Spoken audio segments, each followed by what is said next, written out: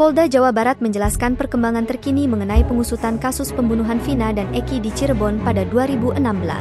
Kabid Humas Polda Jabar, Kombes Jules Abraham Abbas mengatakan, pihaknya sejauh ini telah memeriksa kurang lebih sebanyak 68 saksi dan ahli. Sejauh ini penyidik di Treskrimum Polda Jawa Barat telah memeriksa lebih kurang 68 saksi dan meminta bantuan beberapa ahli untuk penanganan kasus Vina Cirebon, kata Jules, Selasa 11 Juni 2024.